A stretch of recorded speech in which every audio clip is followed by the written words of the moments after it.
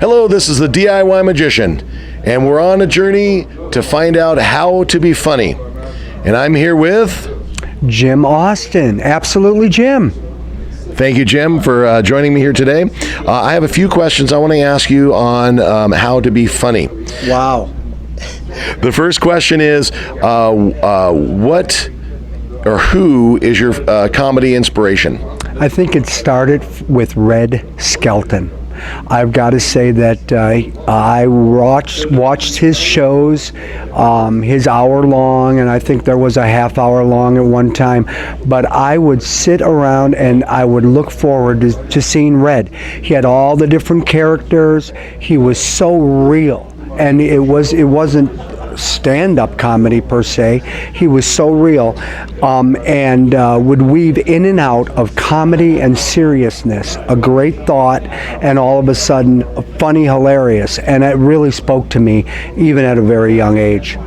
Matter of fact, I had a ticket to go see Red Skelton. That's right, and one ticket somebody gave me, the last show that he did in my area, and I went by myself and went to the Chicago Theater and saw Red in the later years. It was the most amazing show I ever seen. I've heard that he did shows like 2 or 3 hours long without breaks. Is that true? That's true, absolutely. And he would just go and go, and from the very beginning, he wasn't even on stage yet, but he was funny. But from backstage, you could hear his voice, and he was doing stuff, and it was just amazing. So, absolutely. That's a priceless moment to have. That's something I wish some of my comedy legends were still around. Buster Keaton was my favorite. So, yeah. The closest I got was to meet Chuck McCann. So he worked with Buster. So it's the 1 degree of separation. So there you go. Now the next question gets a little harder. The question is, what do you think is funny? Wow, that is a tough question because I'm always finding new things, and I think funny seems to be anything that makes people laugh, and when you connect with people, I think that when you know them from the inside out, you sort of have a right to get to know them, to talk to them, and to use them as a way of being funny, because it's what they do. Everybody's funny all around us. People are funny all the time, and you have to watch people, you have to look at them, you have to notice what they do, and you can see that amazing funny happenings are all around us. And so it changes all the time. I love seeing a kid who is on stage, who is just frustrated, and that frustration turns into hilarity. And I love connecting with an adult who is sitting there and said, "Boy, oh boy, you've never smiled like this before, have you?" And all of a sudden, that's funny, and they're laughing, and you're making comments about who they are, and that brings them, sort of gives them permission to laugh and be funny, and it's all hilarious to other people around. So.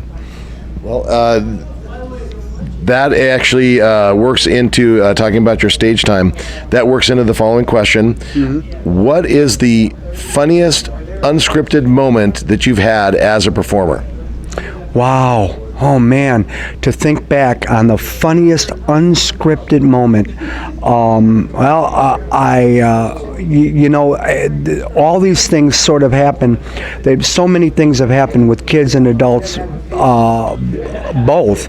And what happens is when you get these moments, you end up adding them to your show or using them. So, that's hilarious. That's funny. I'm going to do that way all the time. I remember doing a routine called Super Chicken. It's Barry Mitchell's routine. I love doing it, and I do it everywhere. And so I started to do this, and I produce an egg, and the person beside me doesn't. And the volunteers, I said, "Well, you didn't get an egg," and this guy said, "Well, you know why?" And I said, "No, because I'm a rooster." Oh. And Makes all the sense in the world. It does, and the place cracked up, and I now use that every single time. And so he gave me a joke that I use all the time. But there's all kinds of moments like that that you just can't believe that happen, and that's why it's so important to watch people, to key in on them, and see that happen. You bet. And try and write it down as fast as you can after the show. Absolutely, absolutely, yeah. Now, we're going to get now into the really kind of difficult ones. I'm going to ask you this one. This is sometimes a tricky one. What do you think makes you funny? Well, boy, that is a tough question. I think, again, other people make me funny. I do sometimes sit and write comedy, sort of a stand-up version of it, but most of my comedy is spontaneous. It's because, wow, I noticed something, it struck me as funny, and now I'm going to make everyone, and hopefully everybody will latch onto that. Most of the time that works, and you know what? They enjoy that, they like that.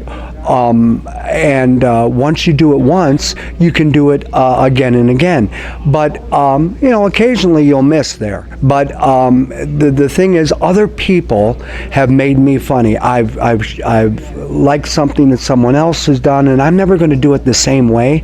But if I present it somewhat the same way, it will also help produce laughs and get people going, and that's it. Once one thing happens, a person, you notice one thing, spontaneity is wonderful to me, and that's really what does it for me, being spontaneous and observant.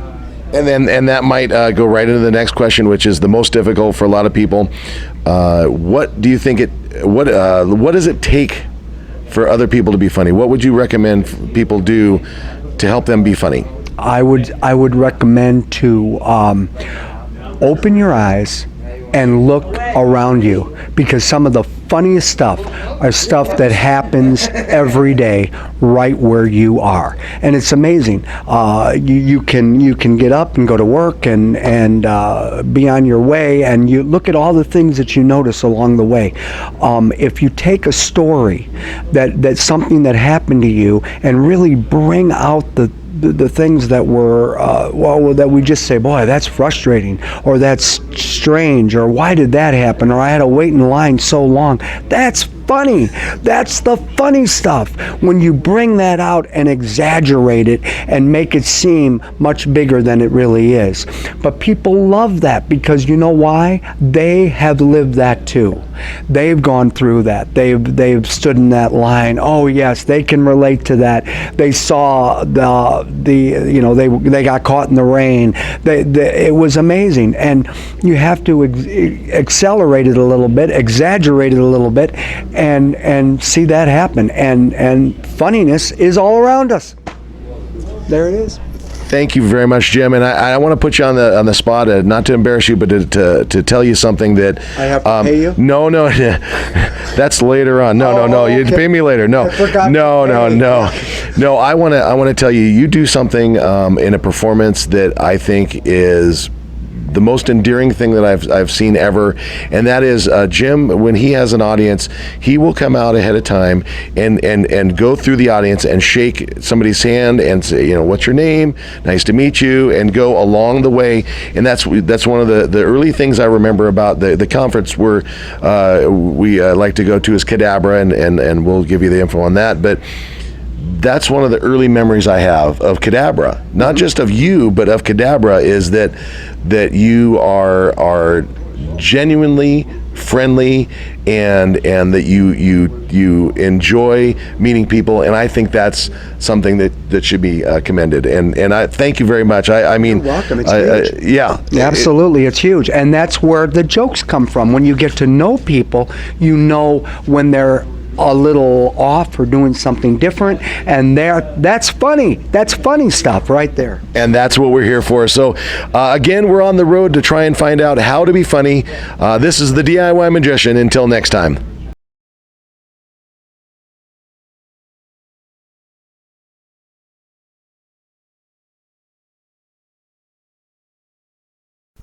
If you enjoyed that video on how to be funny, then you can go to the YouTube channel called The DIY Magician and sign up for further funny videos. If you want to follow The DIY Magician, you can go to Facebook. And the Facebook page or group is The DIY Magician.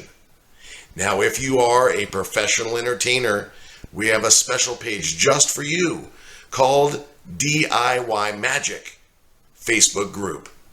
So come on along and join the journey on how to be funny. This is the DIY Magician. Until next time.